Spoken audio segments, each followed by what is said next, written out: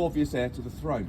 And so James Scott, who was handsome and popular, was persuaded by his mates that he should have a go at the job of being king. He thought that was a great idea.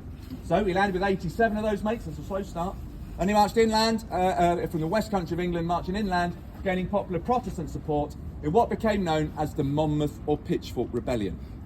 The rebellion was crushed at the Battle of Sedgemoor on the 6th of July 1685, but James Scott escaped the battlefield, and he was found a week later hiding in a ditch near the town of Ringwood.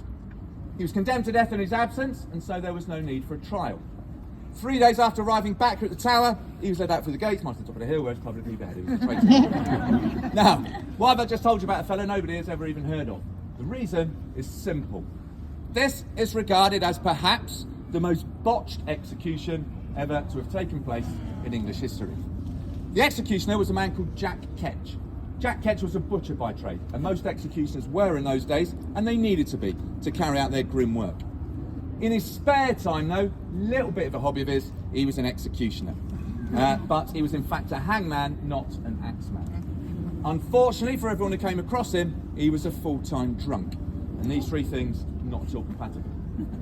It was customary in those days to pay your executioner. There were two reasons for this. Reason one, it was a religious act, one of forgiveness.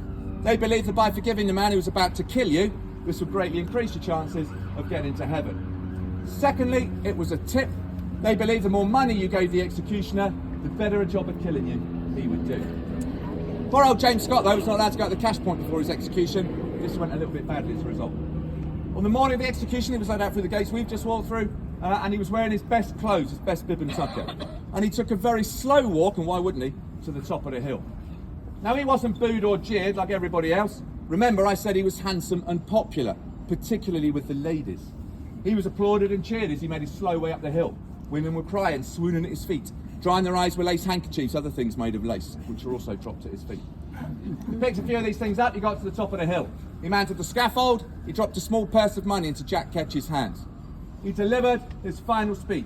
He fell to his knees, he said his prayers, and when he was ready to die, he leant forward, placed his neck on the block, and he dropped one of the lace handkerchiefs that he'd picked up. That was Jack Ketch's signal to do his job. Jack Ketch brought the axe down, but the blow missed. It landed in his right shoulder, partially severing his right arm.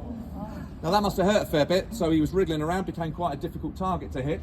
So the second blow again missed. This one took the very top of his head off. His brains are now steaming in the morning air. There was a third blow. Anyone guess what happened? It missed. This one landed between his shoulder blades. Now history tells us of sorts that James Scott was able to rig around and shout, "For God's sake, man, will you please get on with it?" Jack Ketch threw the axe down, refused to carry on. He'd looked over his hip flask probably, and he tried to get off the scaffold. The crowd surged forward. They'd come to see their hero die an honourable, noble death, not what they were witnessing.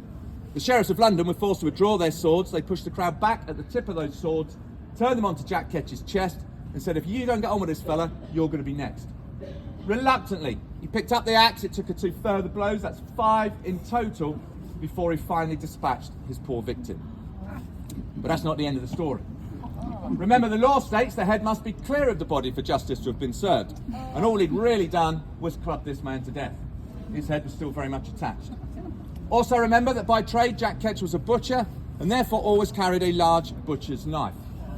He went down on one knee. He took the lifeless head of James Scott in one hand, he took out that knife with the other, and he started to saw through the skin, the veins, the nerves, the sinew, that gristly bit in the middle, until finally their head came away from the body. But that's still not the end of the story. Remember, all the heads were placed down there on London Bridge for display. Not so in this case. They immediately dispatched a yeoman warder down to the bridge to retrieve the head. They brought it back here to the Tower, and the reason was simple. Somebody realised immediately after this man's execution that he was the son of a king. He was an illegitimate son, but the son of a king nevertheless. And as such, up to that point, nobody had yet painted his portrait. So, they brought both his body and his head back inside the Tower and sewed them back together. They put a few homeward banders around his neck. They put a ruff around it to disguise the fact. They sat him down in a chair, put a hat on top of his head to disguise the fact that bit was missing, and they knocked up a quick portrait. That took them 24 hours to complete. His body, with his head now sewn back on, were then buried in our chapel 24 hours after his execution. That's a good story, isn't it? I love that story. Right, well, we must be heading round.